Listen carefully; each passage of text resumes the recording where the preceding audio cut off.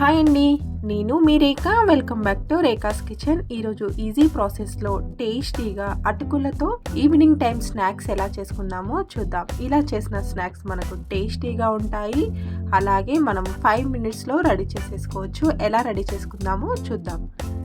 Stove పైన pan పెట్టేసుకొని మనం ఎంత క్వాంటిటీ అటుకులు ఫ్రై చేసుకోవాలనుకుంటున్నామో అంత క్వాంటిటీ అటుకులని తీసుకోవాలండి. చూసారు కదా, నేను ఈ విధంగా సన్నగా ఉన్న అటుకులని తీసుకుంటున్నాను.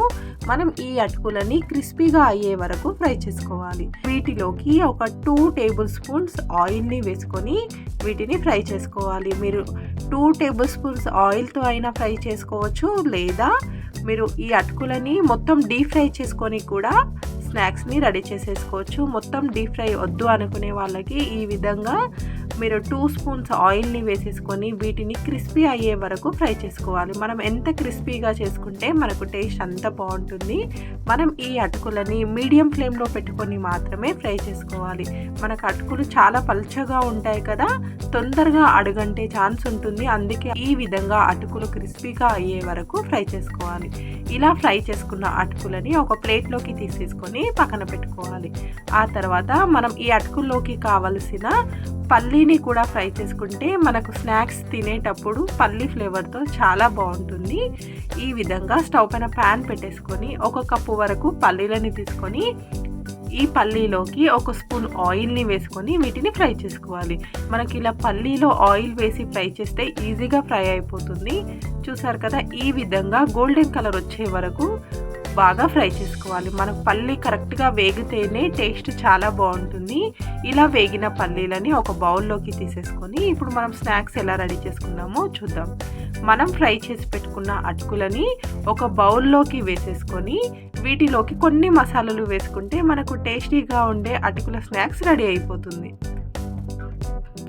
చూసారు కదా, మనకు అటుకులు ఈ విధంగా అడుగంటకుండా ఇలా సాఫ్ట్గా ఉండేలాగా ఫ్రై చేసుకోవాలి. మనకు ఇలా ఫ్రై అయిన అటుకులు క్రిస్పీగా ఉంటాయి.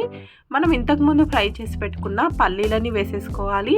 అలాగే ఒక ఆనియన్ని సన్నగా కట్ చేసి వేసుకోవాలి. అలాగే ఒక సగం వరకు టమాటోని కూడా చిన్న ముక్కలుగా కట్ చేసి వేసుకోవాలి.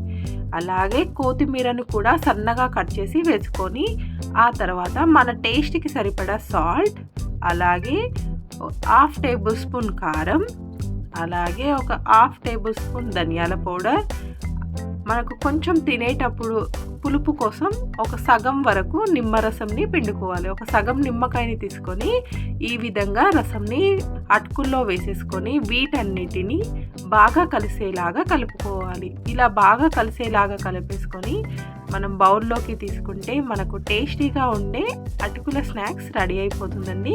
ఇలా చేసిన స్నాక్స్ మనకు టేస్టీగా చాలా బాగుంటుంది.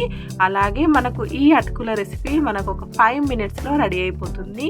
మనకు స్నాక్స్ చేయడానికి ఎక్కువ టైం లేనప్పుడు ఈ విధంగా అటుకులతో స్నాక్స్ చేసుకున్నామంటే ఈజీగా అయిపోతుంది. అలాగే మనకు హెల్త్కి కూడా చాలా మంచిది. మనం వీటిని డీప్ ఫ్రై చేయకుండా జస్ట్ 2 స్పూన్స్ ఆయిల్తోనే వీటిని ఫ్రై చేసి వేసుకొని ఈ విధంగా స్నాక్స్ చేసుకుంటే చాలా బాగుంటుందండి. సింపుల్ ప్రాసెస్లో మీరు ట్రై చేయండి. ఈ వీడియో కనుక మీకు నచ్చితే లైక్ చేయండి, అలాగే షేర్ చేయండి. మరికొన్ని కొత్త రెసిపీస్ కోసం రేఖాస్ కిచెన్ని సబ్స్క్రైబ్ చేసుకోండి. Thank you for watching.